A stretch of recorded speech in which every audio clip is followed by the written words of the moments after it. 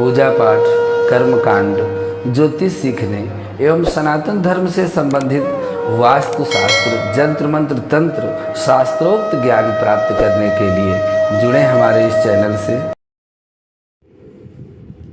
नमस्कार मित्रों, स्वागत है ज्योतिष शिक्षा के इस कार्यक्रम में, जहाँ पर आप अपने ज्ञानार्जन के लिए ज्योतिष में और वेद शास्त्रों में दिए गए प्रयोगों का अध्ययन कर रहे हैं।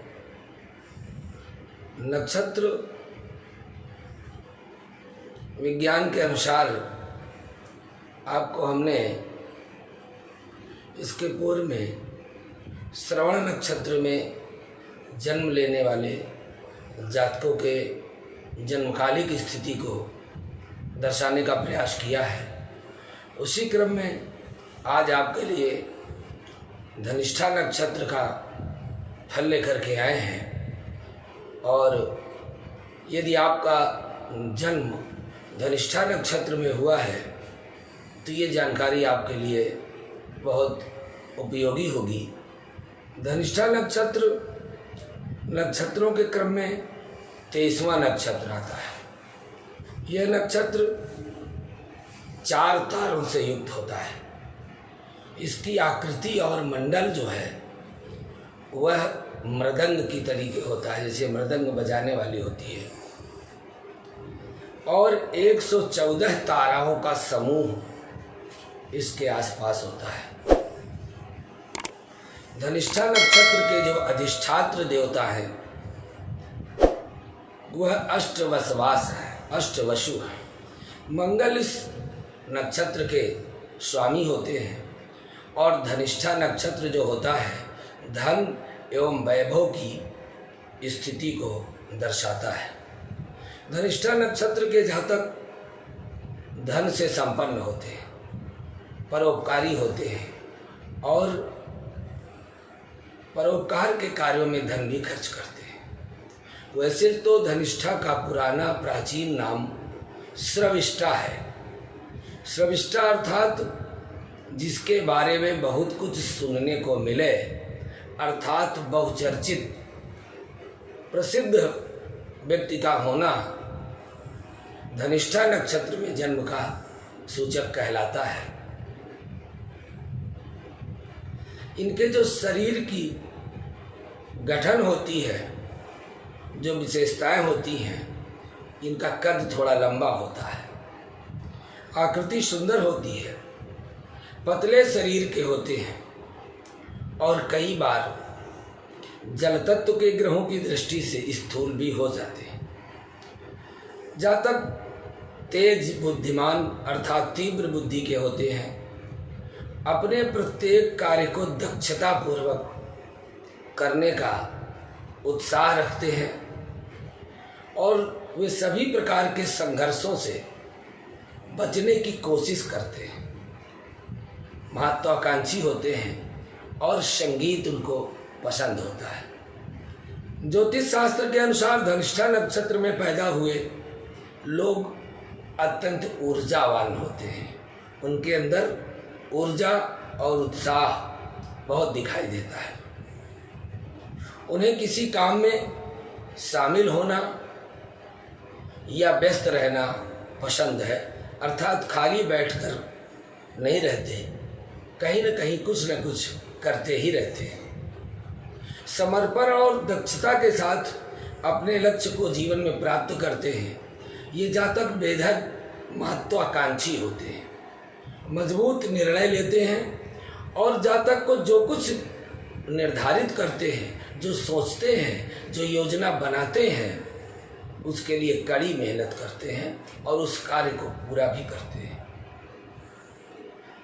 ऐसे जातक जब समाज में जाते हैं तो दूसरों को बहुत जल्दी अपनी ओर आकर्षित करते हैं, प्रभावित कर लेते हैं और उनके अपने काम करने का तरीका और कार्यस्थल को लेकर भी वह सावधान रहते हैं। लापरवाही पूर्वक कोई काम करना उन्हें पसंद नहीं होता।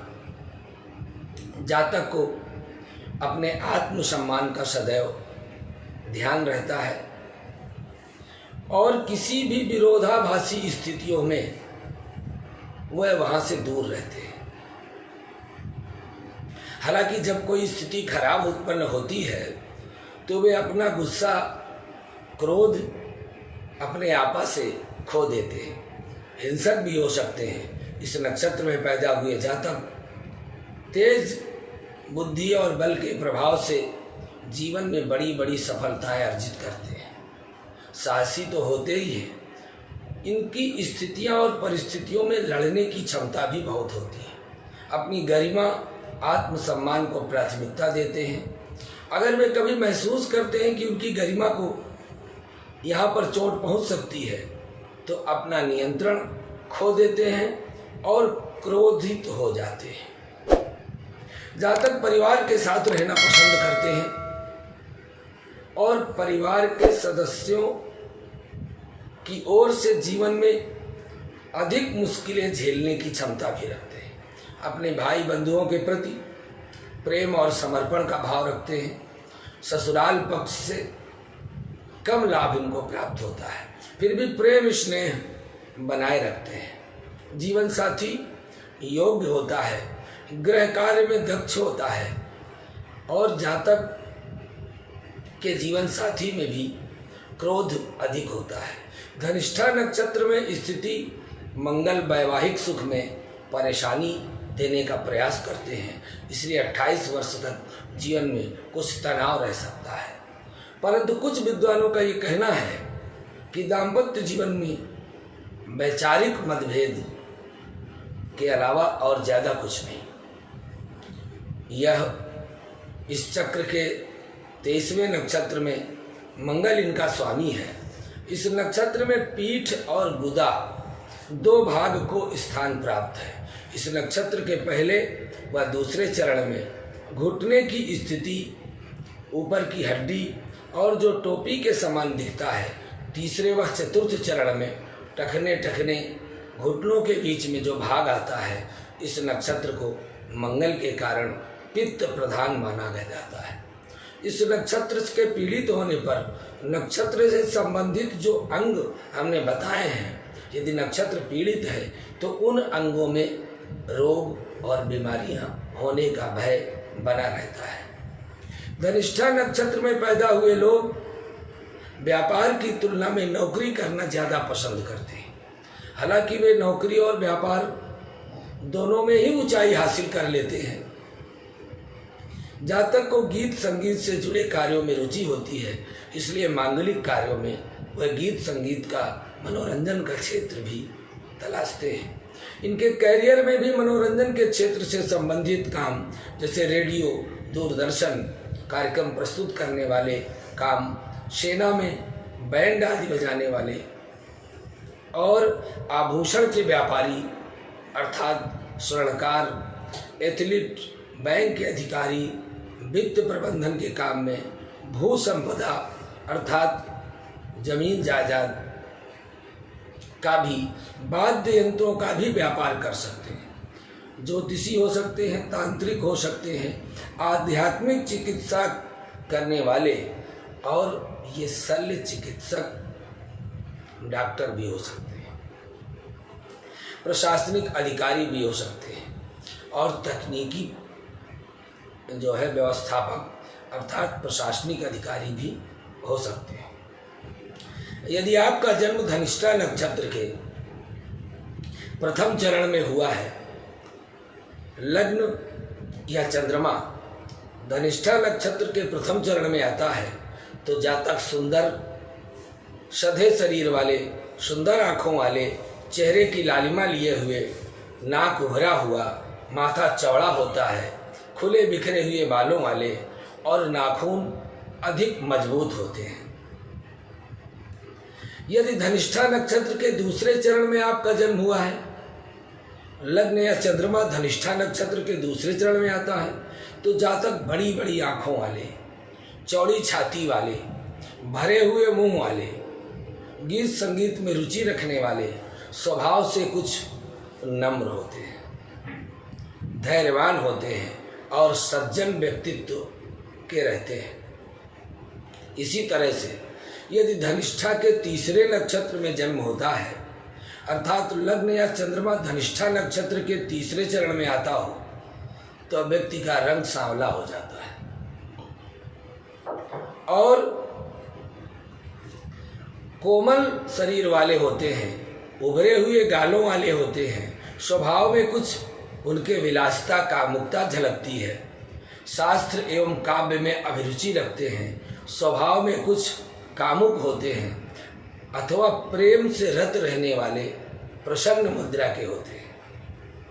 यदि धनिष्ठा नक्षत्र के चौथे चरण में आपका जन्म हुआ है, लग्न या चंद्रमा चौथे चरण की है, तो सुंदर आँखों वाले, रूखी त्वचा वाले और सेवा भाव के प्रति बड़ी रुचि रखते हैं, सज्जन स्वभाव के होते हैं, चीज़ों को देर में समझने वाले जातक होते हैं, कार्यों में बहुत अच्छे से काम करते हैं, जिसमें उन्हें मेहनत अधिक करनी पड़ती है और अधिक मेहनत के कार्यों को भी वो संपन्न करते हैं। दाम्पत्य जीवन में थोड़ा से इनके परेशानी रहती है। इसी तरह से धनिष्ठा नक्षत्र के प्रथम अक्षर में और तीसरे चरण या द्वितीय पाद में 23 से 20 अंश तक जो इनका नामाक्षर होता है, वह पहले चरण में गा, दूसरे चरण में यदि जन्म है तो गी और तीसरे चरण में जन्म है तो गु अक्षर से नाम होता है। और यदि चौथे चरण में नाम हो तो गे अक्षर से नाम होता है। वेद मंत्रों में धनिष्ठा नक्षत्र को जो वेद मंत्र दिया गया है, ओम वशो पवित्रमसि शतधारम वशोः पवित्रमसि सहस्रधारम देवस्त्वा शविता पुनातु वशोः पवित्रेण शतधारेण सुपवा कामधुक्षः ओम वसुभ्यो नमः। इस तरह से यह वेद मंत्र धनिष्ठा नक्षत्र का हमने आपको सुनाया। और धनिष्ठा नक्षत्र के जातक के लिए भगवती सिंह वाहिनी माँ दुर्गा की पूजा विशेष फलदायक है। उसके साथ ही देवी का जो मंत्र है, ओम ऐं ह्रीं क्लीं चामुंडाय विच्चै, पवित्र स्थानों में, देवी स्थानों में यात्रा करना, भाग लेना इनके लिए शुभ कारक है। यदि यह दुर्गा सप्तशती का पाठ करें तो इनको सुख समृद्धि अधिक प्राप्त होती है। भगवान शिव की पूजा को भी इस नक्षत्र में शुभ फलदायक माना गया है। इसके अलावा भगवान विष्णु का स्मरण और विष्णु सहस्त्र नाम का पाठ इनके लिए उत्तम है। धनिष्ठा नक्षत्र के जातक के लिए लाल, नीले और सुनहरे पीले रंगों का उपभोग अच्छा माना जाता है। इनकी राशि के पहले 2 चरण में मकर आती है और दूसरे अंत के 2 चरणों में इनकी कुंभ राशि होती है। ये जलचर वैश्य हैं और बाद के 2 हैं वो नर वश्य में आते हैं। योनि सिंह है और बैर गज है। राशि के स्वामी इनके शनि हैं। गण इनका राक्षस है। नाड़ी इनकी मध्य है। तत्व इनका पृथ्वी है और 2 चरणों में कुंभ राशि के वायु तत्व आता है। स्वभाव संज्ञा चर है। नक्षत्र के देवता वसु हैं और जो वेद नक्षत्र है इनका वह विशाखा नक्षत्र है। अर्थात इनको विशाखा नक्षत्र में कोई कार्य नहीं करना चाहिए जिससे कि इनके कार्य में बाधा उत्पन्न हो।